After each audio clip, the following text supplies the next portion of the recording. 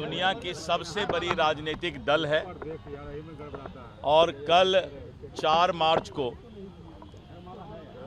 Bharatiya Janata party ने मुझे प्रदेश अध्यक्ष की जिम्मेवारी दी है।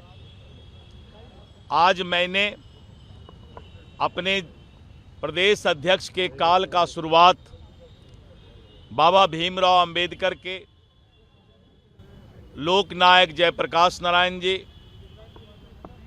श्रद्धेय कर्पूरी ठाकुर जी, ऐसे महापुरुष के पास, उनके मूर्ति के पास आकर उनको श्रद्धा सुमन अर्पित किया, उनको श्रद्धांजलि अर्पित किया और साथ ही बाबा भीमराव अंबेडकर, लोकनायक जयप्रकाश नारायण, कर्पूरी ठाकुर जी, पंडित दीनदयाल उपाध्याय जी, अटल बिहारी वाजपेयी जी, ऐसे महापुरुष के जीवन से हमें जो सीखने को मिला है, आज मैंने बाबा भीमराव अंबेडकर के मूर्ति के पास आकर भगवान से ये प्रार्थना किया कि जो राजनीति का शुद्धिकरण, पारदर्शिता राजनीति में बाबा भीमराव अंबेडकर चाहते थे, जो सामाजिक क्रांति और अन्याय के खिलाफ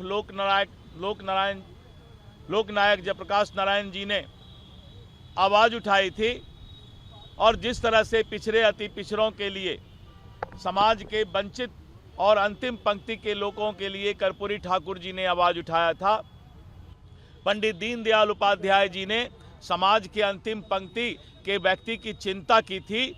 आज मैं उनके पास आकर वही आदर्शों पर मुझे चलने का भगवान मौका दे और हम जो उनसे सीखने को मिला है समाज के परिवर्तन के लिए, उस पर काम करें तो मेरा ये अध्यक्षीय काल सफल माना जाएगा।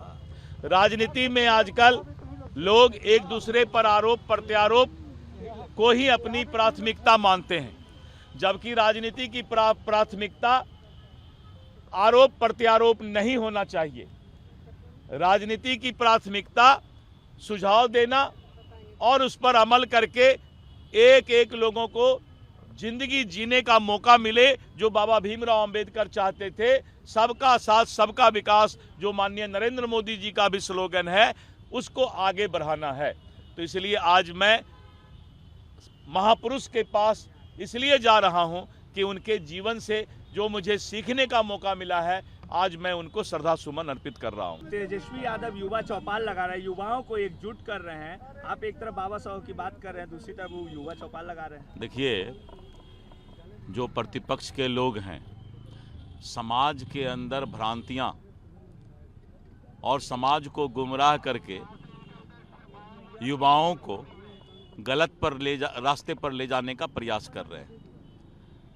ये युवा कभी नहीं भूलेंगे कि जिस तरह का बिहार का माहौल लालू यादव जी का परिवार ने बनाया था, आज युवा उस गंदगी और पाप से निकलना चाहता है। आज युवा उस अंधेर नगरी से निकलना चाहता है।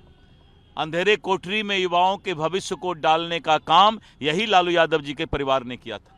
इसीलिए आज इनके जो गाल बजा रहे हैं, गलत बात कर रहे हैं, ये युवा आए हैं, लेकिन उन्हीं से पूछेंगे कि ये बताओ कि बिहार के भविष्य को इतना पीछे धकेलने का काम क्यों किए। परिवारवाद को लेकर भी कल उन्होंने अपने भाषण के दौरान कहा अध्यक्ष जी, और जिस तरीके से सम्राट चौधरी पे, विजय चौधरी पे निशाना साधा कि परिवारवाद, तो एक मंत्री की लिस्ट उन्होंने गिनवा दी। परिवारवाद का मतलब होता है राजा का बेटा राजा। परिवारवाद का मतलब नहीं होता है एक सिपाही का बेटा सिपाही। तो जितने लोग देख रहे हैं, ये सिपाही की चर्चा कर रहे थे।